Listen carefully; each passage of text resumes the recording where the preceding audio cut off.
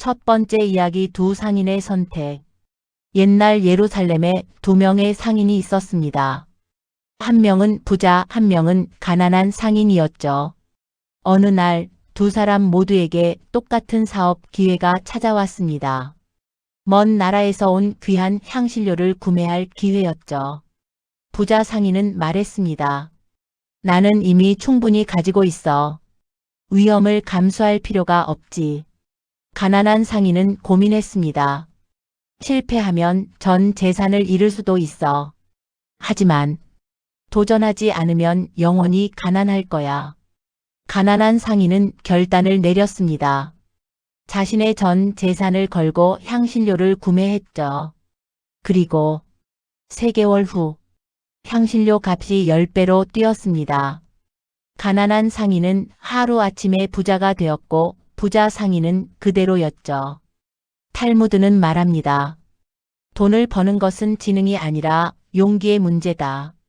가난한 사람과 부자의 차이는 가진 것의 크기가 아니라 위험을 감수하는 용기의 차이다.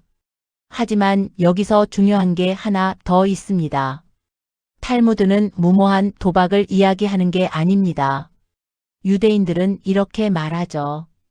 계란을 한 바구니에 담지 마라. 하지만 너무 많은 바구니에 나누면 어떤 바구니에 계란이 있는지도 모르게 된다. 적절한 분산, 그리고 확실한 기회가 왔을 때의 과감한 집중. 이것이 유대인부의 비밀 첫 번째입니다. 두 번째 이야기 랍비와 굴뚝 청소부. 한 마을에 존경받는 랍비가 살았습니다. 어느 날 한 젊은이가 찾아와 물었죠. 랍비님, 저는 정말 열심히 일합니다. 하루 14시간씩 일하는데도 가난합니다. 대체 뭐가 문제일까요? 랍비는 창밖을 가리키며 말했습니다. 저 굴뚝 청소부를 보라. 굴뚝 청소부는 온종일 굴뚝을 청소했습니다. 해가 뜨면 올라가서 해가 질 때까지 일했죠. 정말 열심히 일했습니다. 하지만 하루가 끝나면 그는 여전히 굴뚝 청소부였습니다. 랍비가 말했습니다. 젊은이, 내가 올라가 있는 굴뚝을 확인하라. 아무리 열심히 올라가도 잘못된 굴뚝을 타고 있다면 원하는 곳에 도착할 수 없느니라. 탈무드의 가르침입니다. 노력의 양이 아니라 방향이 중요하다. 잘못된 사다리를 열심히 올라가는 것보다 올바른 사다리를 천천히 올라가는 것이 낫다. 여러분, 지금 하고 있는 일을 점검해 보세요. 그 일은 여러분을 어디로 데려가고 있나요? 5년 후, 10년 후, 지금 올라가는 사다리 끝에는 무엇이 있나요? 만약 원하는 것이 없다면 지금 당장 사다리를 바꿔야 합니다. 아무리 높이 올라갔어도요. 세 번째 이야기 세 아들의 유산. 부유한 아버지가 세 아들을 불렀습니다. 죽음을 앞둔 아버지는 각자에게 금화 100냥을 주며 말했죠. 이 돈으로 이 집을 가득 채워라. 가장 지혜롭게 채우는 자에게 전 재산을 물려주겠다. 첫째 아들은 생각했습니다. 집을 채우려면 부피가 큰 게 좋겠어. 그는 100냥으로 집단을 샀습니다. 집의 절반을 채웠죠. 둘째 아들도 생각했습니다. 더 가벼운 걸 사야 해. 그는 솜을 샀습니다. 집의 3분의 1을 채웠습니다. 막내 아들은 한참을 고민했습니다. 그리고 단 2가지만 샀습니다. 양초 하나, 그리고 향 한 다발. 해가 지자 막내는 양초에 불을 켰고 향을 피웠습니다. 빛이 집 전체를 채웠습니다. 향기가 집 구석구석을 채웠습니다. 아버지는 눈물을 흘리며 말했습니다. 막내야, 내가 진정한 지혜를 이해했구나. 부는 물질로 채우는 것이 아니라 가치로 채우는 것이니라. 탈무드는 가르칩니다. 가난한 사람은 물건을 산다. 부자는 자산을 산다. 하지만 진정한 부자는 가치를 산다. 여러분의 100만 원, 새 옷과 신발을 사시겠습니까? 아니면 책과 강의를 사시겠습니까? 당장의 만족이 아닌 평생의 가치를 사는 것. 그것이 유대인의 소비 철학입니다. 네 번째 이야기 부자의 조건. 한 학생이 랍비에게 물었습니다. 스승님, 부자가 되려면 어떻게 해야 합니까? 랍비는 웃으며 되물었습니다. 부자가 무엇이라고 생각하느냐? 학생이 답했습니다. 돈이 많은 사람입니다. 랍비가 말했습니다. 그렇다면 왕도 부자가 아니구나. 왕은 항상 더 많은 영토를 원하니까. 부도 부자가 아니구나. 그들은 항상 더 많은 돈을 원하니까. 진정한 부자는 가진 것에 만족할 줄 아는 사람이니라. 학생이 다시 물었습니다. 그럼 욕심을 버리고 가난하게 살라는 말씀입니까? 랍비가 고개를 저었습니다. 아니다. 내 말을 잘 들어라. 탈무드는 이렇게 말한다. 자신이 가진 것에 만족하되 더 나은 것을 추구하는 것을 멈추지 말라. 만족은 감사이고 추구는 성장이니라. 이것이 유대인의 역설입니다. 현재에 감사하라. 하지만 미래를 위해 노력하라. 가진 것에 만족하라. 하지만 더 나은 사람이 되기를 멈추지 말라. 여러분, 지금 통장에 얼마가 있든 그것으로 할 수 있는 것에 감사하세요. 동시에 내일은 오늘보다 나은 사람이 되기 위해 노력하세요. 이것이 탈무드가 말하는 진정한 부자의 마인드입니다. 다섯 번째 이야기 두 친구와 사막. 두 친구가 사막을 여행하고 있었습니다. 여행 중에 의견 충돌이 있었고 한 친구가 다른 친구의 뺨을 때렸습니다. 뺨을 맞은 친구는 아무 말 없이 모래 위에 이렇게 썼습니다. 오늘 내 가장 친한 친구가 내 뺨을 때렸다. 두 사람은 계속 여행을 했고 오아시스를 발견했습니다. 물에 들어간 친구가 갑자기 발이 빠져 익사 직전이 되었습니다. 다른 친구가 재빨리 구해주었죠. 목숨을 구한 친구는 이번에는 바위에 글을 새겼습니다. 오늘 내 가장 친한 친구가 내 목숨을 구해주었다. 다른 친구가 물었습니다. 뺨을 맞았을 때는 모래에 썼는데 목숨을 구했을 때는 왜 바위에 새기느냐? 친구가 대답했습니다. 나쁜 일을 당하면 모래에 써서 바람이 지워가게 해야 해. 하지만 좋은 일을 당하면 바위에 새겨서 영원히 기억해야 해. 탈무드는 말합니다. 원하는 물에 쓰고 은혜는 돌에 새겨라. 여러분, 지난주에 누가 실수했나요? 아직도 그 일을 기억하고 계신가요? 그럼 지난주에 누가 도와줬나요? 그 일도 기억하시나요? 대부분의 사람들은 반대로 합니다. 상처는 바위에 새기고 은혜는 모래에 씁니다. 그래서 불행한 겁니다. 오늘부터 바꾸세요. 나쁜 기억은 지우고 좋은 기억을 새기세요. 여섯 번째 이야기 말의 깃털. 한 여인이 랍비를 찾아왔습니다. 랍비님, 저는 죄를 지었습니다. 마을 사람들에 대한 안 좋은 소문을 퍼뜨렸습니다. 어떻게 하면 용서받을 수 있을까요? 랍비가 말했습니다. 집으로 가서 베개를 하나 가져오너라. 그리고 마을 광장에서 베개를 찢어 깃털을 모두 바람에 날려보내라. 여인은 이상했지만 시키는 대로 했습니다. 다음 날 여인이 다시 찾아왔습니다. 랍비님, 깃털을 모두 날려보냈습니다. 랍비가 말했습니다. 좋다. 이제 가서 그 깃털을 모두 주워오너라. 여인이 소리쳤습니다. 그게 어떻게 가능합니까? 깃털은 바람에 사방으로 흩어졌습니다. 랍비가 조용히 말했습니다. 그래, 그것이 바로 내 말이 한 일이니라. 내가 한 말은 깃털처럼 퍼져나갔고 이제 다시 주워 담을 수 없느니라. 탈무드는 경고합니다. 칼로 베인 상처는 아물지만 말로 벤 상처는 영원히 남는다. 여러분, 오늘 누군가에 대해 안 좋은 말을 하려고 하셨나요? 말하기 전에 세 가지를 물어보세요. 첫째, 그것이 사실인가?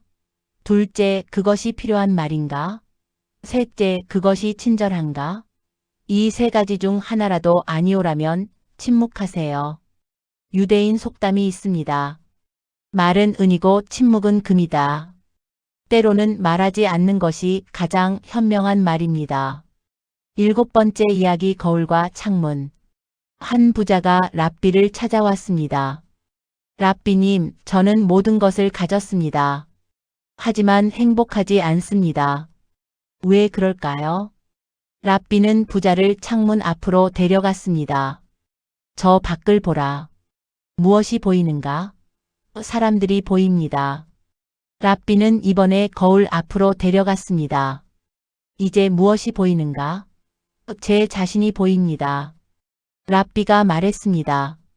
창문과 거울 둘 다 유리로 만들어졌느니라. 하지만 거울은 뒷면에 은이 칠해져 있지. 은이 칠해지는 순간 너는 다른 사람을 보지 못하고 자신만 보게 되느니라. 부자가 불행한 이유가 바로 그것이니라. 탈무드는 가르칩니다. 부자는 두 종류가 있다. 창문 같은 부자와 거울 같은 부자. 창문 같은 부자는 자신을 통해 다른 사람들을 돕는다. 거울 같은 부자는 자기 자신만 본다. 여러분은 어떤 부자가 되고 싶으신가요?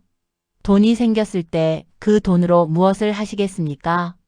자신만 비추는 거울이 되시겠습니까? 아니면 세상을 내다보는 창문이 되시겠습니까? 8번째 이야기 솔로몬 왕의 반지.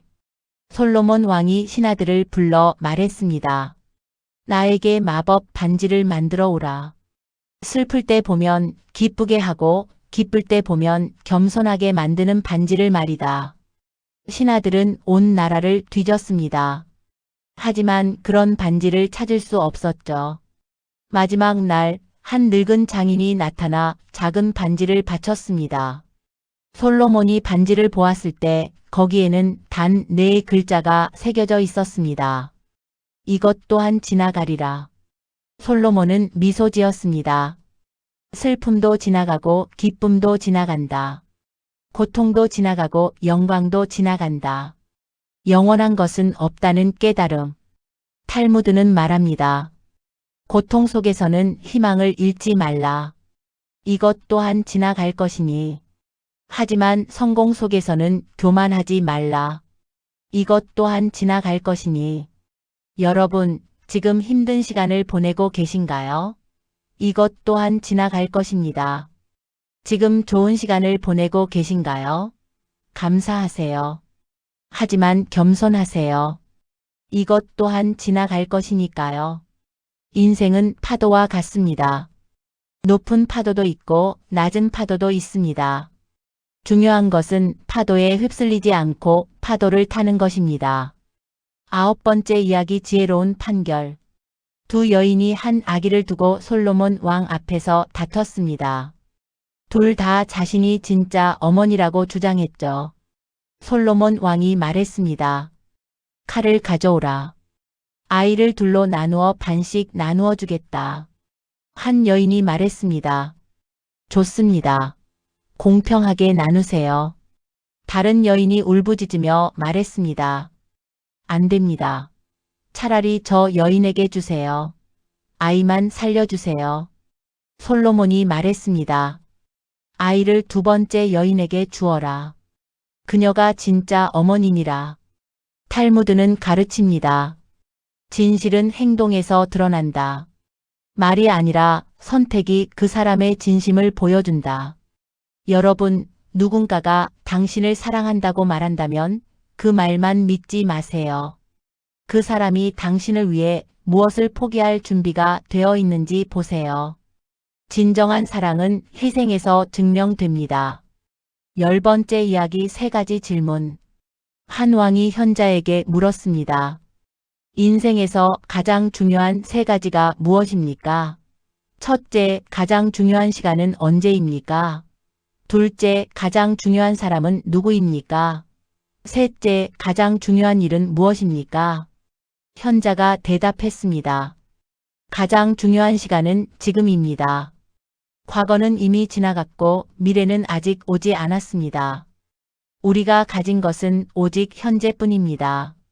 가장 중요한 사람은 지금 당신 앞에 있는 사람입니다. 지금 만나고 있는 그 사람보다 더 중요한 사람은 없습니다. 가장 중요한 일은 지금 앞에 있는 사람을 행복하게 하는 것입니다. 이것이 우리가 이 세상에 온 이유입니다. 탈무드는 말합니다. 과거에 살지 말고 미래를 걱정하지 말라. 현재를 살아라. 여러분, 지금 이 순간 누구와 함께 계신가요? 그 사람에게 집중하세요. 스마트폰을 내려놓으세요. 지금 이 순간이 당신의 인생에서 가장 중요한 순간입니다. 11번째 이야기 농부와 씨앗. 한 농부가 있었습니다. 그는 매일 밭에 씨를 뿌렸지만 수확은 하지 않았습니다. 사람들이 물었습니다. 왜 수확을 하지 않습니까? 농부가 답했습니다. 나는 더 큰 수확을 기다리고 있습니다. 1년이 지났습니다. 2년이 지났습니다. 3년이 지났습니다. 밭은 잡초로 뒤덮였고 씨앗은 썩어버렸습니다. 한 랍비가 그를 보고 말했습니다. 씨를 뿌리기만 하고 거두지 않는 사람은 농부가 아니라 몽상간이라. 준비만 하고 실행하지 않는 사람은 지혜로운 자가 아니라 겁쟁이니라. 탈무드는 경고합니다. 완벽한 때를 기다리는 자는 영원히 시작하지 못한다. 여러분, 계획만 세우고 계신가요? 공부만 하고 계신가요? 언제 시작하실 건가요? 완벽한 준비란 없습니다. 시작하는 것이 준비를 완성하는 것입니다. 오늘 지금 첫 발을 내디드세요. 작은 발걸음이라도 괜찮습니다.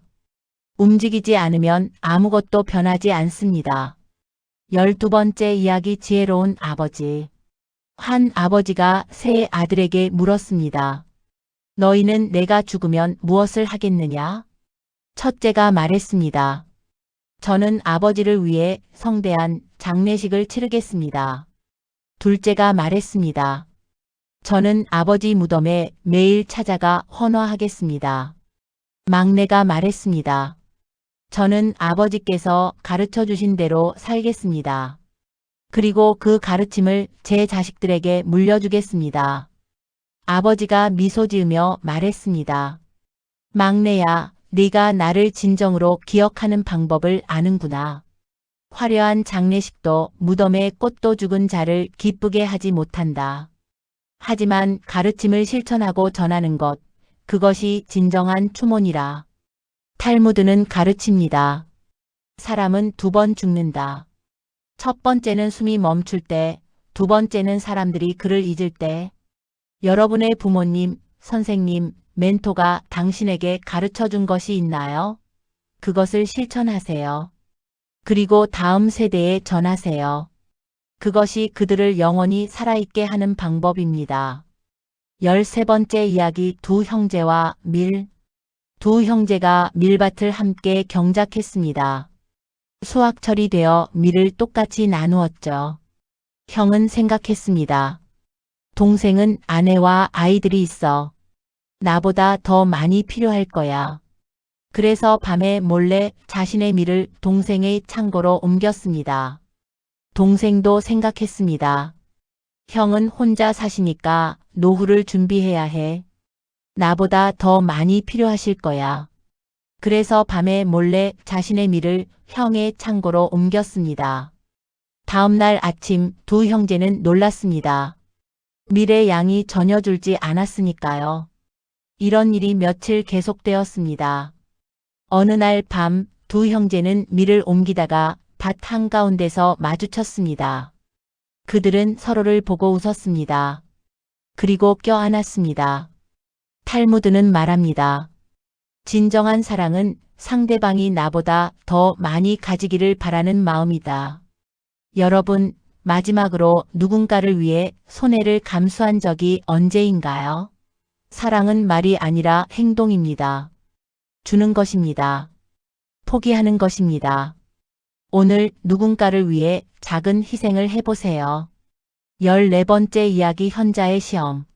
한 현자가 제자들에게 시험을 냈습니다. 내일까지 세상에서 가장 어려운 일을 해오라. 첫 번째 제자는 말했습니다. 저는 산꼭대기에 올라가 커다란 바위를 혼자 옮겼습니다. 두 번째 제자는 말했습니다. 저는 밤새 깨어 있으면서 책 100권을 읽었습니다. 세 번째 제자는 조용히 말했습니다. 저는 제 자신과 화해했습니다. 현자가 물었습니다. 그게 무슨 뜻이냐? 제자가 답했습니다. 저는 항상 제 자신이 부족하다고 생각했습니다. 어제 저는 거울 앞에 서서 제 자신에게 말했습니다. 너는 충분히 잘하고 있어. 너는 소중한 사람이야. 스승님, 이것이 제가 한 일 중 가장 어려운 일이었습니다. 현자가 눈물을 흘리며 말했습니다. 내가 가장 지혜롭구나. 바위를 옮기는 것보다, 책을 읽는 것보다 자기 자신을 용서하고 사랑하는 것이 가장 어려운 일이니라. 탈무드는 가르칩니다. 내 이웃을 사랑하되 먼저 너 자신을 사랑하라. 여러분, 오늘 거울을 보세요. 그리고 말하세요. 나는 충분히 좋은 사람이야. 나는 사랑받을 자격이 있어. 자기 자신과 화해하지 못한 사람은 다른 누구와도 진정으로 화해할 수 없습니다. 15번째 이야기 마지막 가르침. 늙은 랍비가 임종을 앞두고 제자들을 불렀습니다. 제자들이 물었습니다. 스승님, 마지막으로 한 말씀만 해주세요. 인생에서 가장 중요한 것이 무엇입니까? 랍비는 잠시 침묵하다가 말했습니다. 나는 평생 3가지를 배웠느니라. 첫째, 모든 사람은 싸우고 있다. 내가 보지 못하는 전쟁을, 그러니 친절하라. 둘째, 완벽한 날을 기다리지 마라. 오늘이 완벽한 날이다. 셋째, 죽음은 끝이 아니다. 내가 누군가의 인생을 변화시켰다면 너는 영원히 살아있는 것이니라. 랍비는 눈을 감았습니다. 하지만 그의 가르침은 계속되었습니다. 제자들을 통해, 제자의 제자들을 통해, 그리고 지금 이 순간 여러분을 통해. 16번째 이야기 세계의 문. 한 젊은이가 랍비를 찾아와 물었습니다. 스승님, 저는 매일 실수를 합니다. 어떻게 하면 실수하지 않을 수 있을까요? 랍비는 젊은이를 3개의 문이 있는 방으로 데려갔습니다. 첫 번째 문을 열어보아라. 젊은이가 문을 열자 거울이 있었습니다. 랍비가 말했습니다.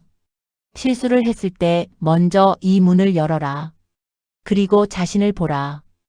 다른 사람을 탓하기 전에 내 책임을 인정하라. 두 번째 문을 열어보아라.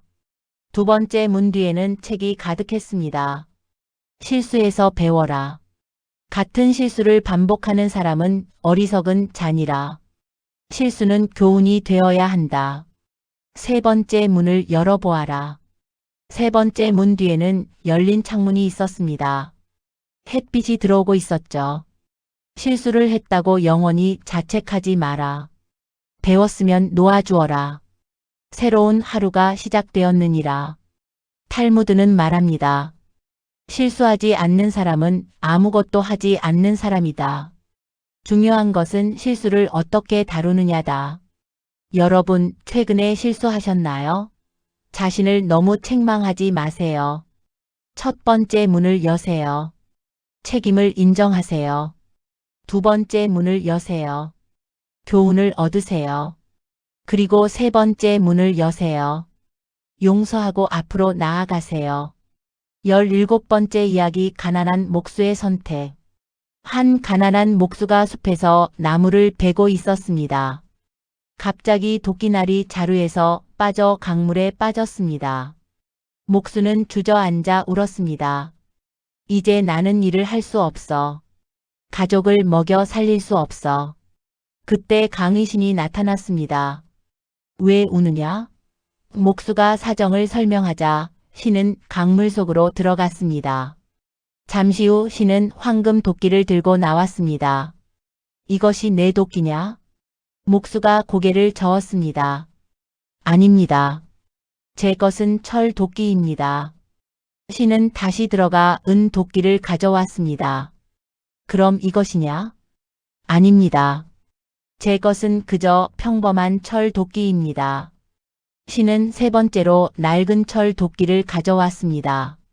목수가 기뻐하며 외쳤습니다. 맞습니다. 이것이 제 도끼입니다. 신이 말했습니다. 내 정직함에 감동했다. 세 개의 도끼를 모두 가져가라. 목수는 집으로 돌아와 친구에게 이 이야기를 했습니다. 친구는 욕심이 생겨 다음날 일부러 자기 도끼를 강에 던졌습니다. 신이 나타나 황금 도끼를 보여주자 친구는 거짓말을 했습니다. 네, 제 도끼입니다. 신이 말했습니다. 거짓말쟁이야. 너는 아무것도 가질 수 없느니라. 그리고 사라졌습니다. 탈무드는 경고합니다. 정직은 가장 느린 길처럼 보이지만 유일하게 확실한 길이다. 거짓은 빠른 길처럼 보이지만 결국 막다른 길이다. 여러분, 오늘 작은 거짓말을 하려고 하셨나요? 정직이 손해처럼 보이나요? 단기적으로는 그럴 수 있습니다. 하지만 장기적으로 정직한 사람의 평판은 어떤 금보다 값집니다. 18번째 이야기 지혜로운 재판관. 한 남자가 재판관 앞에 섰습니다. 그는 이웃의 소를 훔쳤다가 잡혔습니다. 재판관이 물었습니다. 내가 한 일을 인정하느냐? 남자가 고개를 숙이며 말했습니다. 네, 저는 소를 훔쳤습니다. 하지만 제 아이들이 일주일째 굶고 있었습니다. 저는 나쁜 사람이 아닙니다. 그저 절망했을 뿐입니다. 재판관은 잠시 생각하더니 말했습니다. 법은 분명하다. 도둑질은 벌을 받아야 한다. 너는 벌금 심량을 내야 한다. 사람들이 웅성거렸습니다. 남자는 일량도 없는데 어떻게 심량을 내겠습니까? 그때 재판관이 주머니에서 심량을 꺼내 남자에게 주었습니다. 이것으로 벌금을 내라. 그리고 법정에 있는 모든 사람들에게 말했습니다. 그리고 여러분 모두에게 벌금 1량씩을 부과합니다. 사람들이 항의했습니다. 우리가 무슨 죄를 지었습니까? 재판관이 엄숙하게 말했습니다. 우리 마을에 일주일 동안 굶는 사람이 있었는데 아무도 몰랐습니다. 이것은 우리 모두의 죄입니다. 모인 사람들은 고개를 숙였습니다. 그리고 조용히 벌금을 냈습니다. 탈무드는 가르칩니다. 내 이웃이 고통받는다면 그것은 내 책임이다. 사회는 서로 연결된 그물이니라. 여러분 주변을 둘러보세요. 혹시 고통받는 사람이 있나요? 도움이 필요한 사람이 있나요? 그들의 고통은 그들만의 문제가 아닙니다. 우리 모두의 책임입니다. 19번째 이야기 세 가지 선물. 천사가 한 남자에게 나타나 말했습니다. 너에게 세 가지 선물 중 하나를 주겠다. 선택하라. 첫째, 부. 네가 원하는 모든 재물을 주마. 둘째, 명예. 온 세상이 내 이름을 알게 하마. 셋째, 지혜. 모든 문제의 답을 알게 하마. 남자는 고민했습니다. 부도 좋고 명예도 좋고 지혜도 좋았습니다. 하지만 그는 랍비에게 조언을 구했습니다. 랍비가 물었습니다. 부를 선택하면 어떻게 되겠느냐? 부자가 되겠죠. 하지만 어떻게 사용해야 할지 모르면 낭비하게 될 겁니다. 명예를 선택하면 유명해지겠죠. 하지만 명예를 지킬 능력이 없으면 수치스럽게 될 겁니다. 지혜를 선택하면 남자의 눈이 빛났습니다. 지혜가 있으면 부를 얻는 방법도 알고 명예롭게 사는 방법도 알게 될 겁니다. 랍비가 미소 지었습니다. 내가 이미 선택했구나. 그리고 지금 내가 한 생각 자체가 지혜니라. 남자가 천사에게 돌아가 지혜를 선택하자 천사가 말했습니다. 현명한 선택이다. 하지만 네가 몰랐던 것이 하나 있느니라. 진정한 지혜를 가진 자는 이미 세 가지를 모두 가진 것이니라. 탈무드는 말합니다. 지혜는 부의 어머니요 명예의 아버지니라. 여러분, 빠른 성공을 꿈꾸시나요? 쉬운 돈을 원하시나요? 그것보다 지혜를 구하세요. 책을 읽고 생각하고 배우세요. 지혜는 천천히 쌓이지만 일단 쌓이면 평생 당신을 부자로 만들어줍니다. 20번째 이야기. 우물을 판 사람. 한 남자가 사막 한가운데 우물을 팠습니다. 사람들이 비웃었습니다. 여기는 아무도 오지 않아. 시간 낭비야. 하지만 남자는 계속 우물을 팠습니다. 1년이 걸렸습니다. 마침내 물이 솟아났습니다. 처음에는 아무도 오지 않았습니다. 하지만 한 여행자가 물을 마시고 다른 마을에 소문을 냈습니다. 사막에 우물이 있다. 점점 더 많은 사람들이 왔습니다. 우물 주변에 사람들이 모이기 시작했고 작은 마을이 생겼습니다. 10년 후 그곳은 번성하는 도시가 되었습니다. 늙은 남자가 우물가에 앉아 있었습니다. 한 젊은이가 물었습니다. 할아버지, 이 우물을 팠을 때 이런 도시가 생길 줄 아셨습니까? 남자가 미소 지으며 말했습니다. 아니다. 나는 그저 목마른 사람에게 물 한 잔 주고 싶었을 뿐이지. 하지만 선한 일은 항상 예상보다 크게 자라느니라. 탈무드는 가르칩니다. 작은 선행을 무시하지 마라. 작은 씨앗이 큰 나무가 되고 작은 불꽃이 온 산을 태우느니라. 여러분, 오늘 작은 친절을 베푸세요. 문을 잡아주세요. 미소를 지어주세요. 감사 인사를 하세요. 그것이 무의미해 보이나요? 아닙니다. 당신은 우물을 파고 있는 겁니다. 언젠가 그 우물 주변에 도시가 생길 것입니다. 21번째 이야기. 2개의 주머니. 한 랍비가 제자들에게 말했습니다. 사람은 2개의 주머니를 가지고 다녀야 한다. 왼쪽 주머니에는 이 글귀를 넣어라. 나는 먼지이고 재니라. 교만할 때 이 주머니를 보라. 오른쪽 주머니에는 이 글귀를 넣어라. 세상은 나를 위해 창조되었느니라. 절망할 때 이 주머니를 보라. 한 제자가 물었습니다. 스승님, 이 두 문장은 서로 모순되지 않습니까? 제가 먼지이면서 어떻게 세상이 저를 위해 창조될 수 있습니까? 랍비가 대답했습니다. 바로 그것이 인간의 진실이니라. 우리는 동시에 보잘것없으면서도 무한히 소중하느니라. 이 균형을 잃으면 교만하거나 절망하게 되느니라. 탈무드는 말합니다. 자신을 낮추되 자신의 가치를 잊지 마라. 겸손하되 비굴하지 마라. 여러분, 성공했을 때 우쭐해지나요? 왼쪽 주머니를 보세요. 당신도 언젠가 흙으로 돌아갈 사람입니다.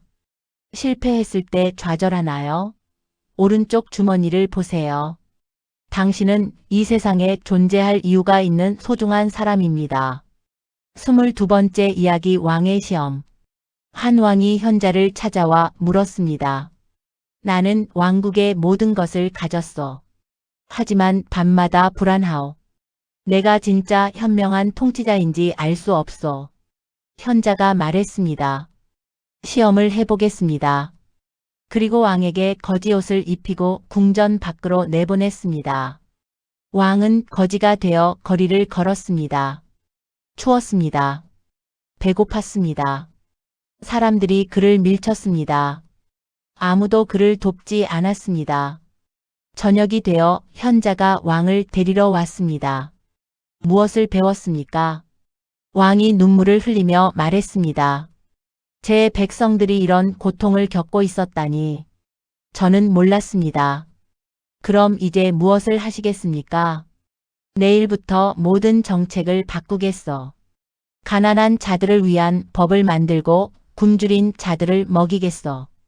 현자가 말했습니다. 훌륭합니다. 하지만 한 가지 더 배워야 할 것이 있습니다.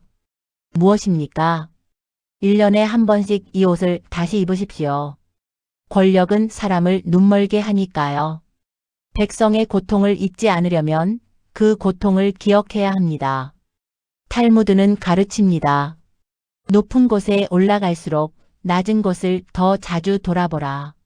여러분 성공하셨나요? 승진하셨나요? 축하합니다. 하지만 당신이 왔던 곳을 기억하세요. 당신이 도와줬던 사람들을 기억하세요. 그것이 당신을 진정한 리더로 만듭니다.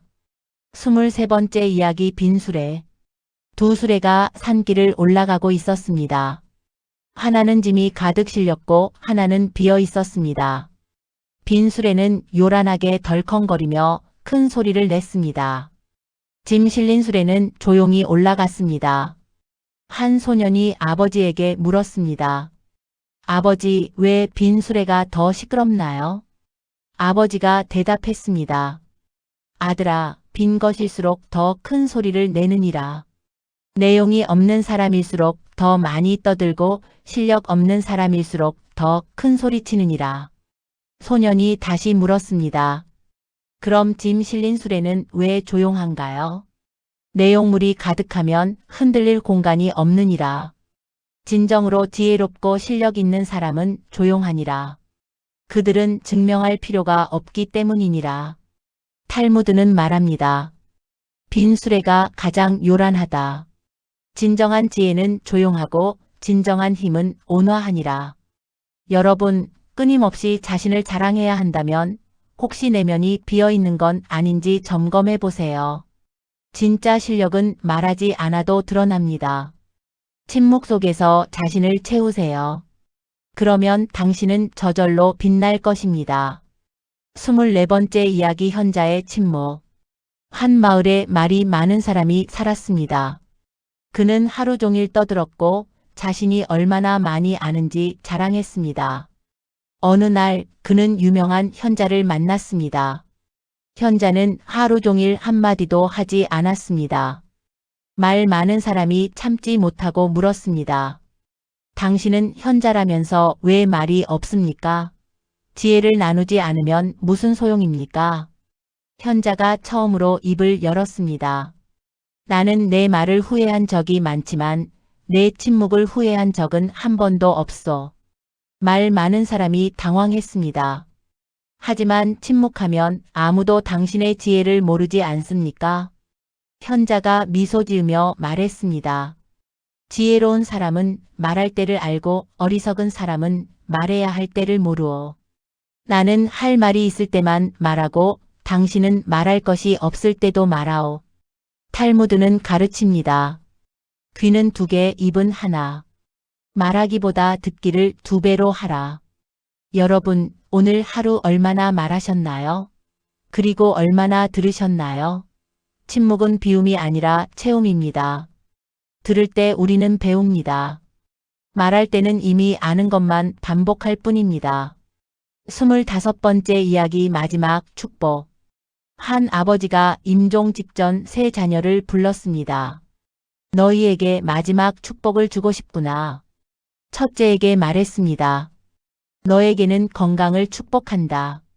둘째에게 말했습니다. 너에게는 재물을 축복한다. 막내에게 말했습니다. 너에게는 감사하는 마음을 축복한다. 첫째와 둘째가 불만스러워했습니다.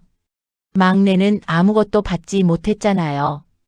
아버지가 미소 지으며 말했습니다. 아니다. 막내가 가장 큰 것을 받았느니라. 건강이 있어도 감사할 줄 모르면 불행하다. 재물이 있어도 감사할 줄 모르면 가난하다. 하지만 감사하는 마음이 있으면 가진 것이 적어도 풍요롭고 아파도 행복하느니라. 세월이 흘렀습니다. 첫째는 건강했지만 항상 불평했습니다. 나는 왜 부자가 아닐까? 둘째는 부자였지만 항상 걱정했습니다. 내 건강이 나빠지면 어떡하지? 막내는 가진 것이 많지 않았지만 매일 감사했습니다. 아침 햇살에 감사합니다. 따뜻한 빵 한 조각에 감사합니다. 사랑하는 가족이 있음에 감사합니다. 사람들이 물었습니다. 당신은 왜 항상 행복한가요? 막내가 대답했습니다. 나는 내가 가진 것을 세기 때문입니다. 없는 것을 세지 않습니다. 탈무드는 말합니다. 부자는 많이 가진 자가 아니라 적게 필요로 하는 자다. 여러분, 오늘 밤 잠들기 전에 감사한 것 3가지를 떠올려 보세요. 건강, 가족, 친구, 집, 음식. 당연하게 여겼던 것들이 얼마나 소중한지 깨닫게 될 것입니다. 감사는 가장 강력한 행복의 열쇠입니다.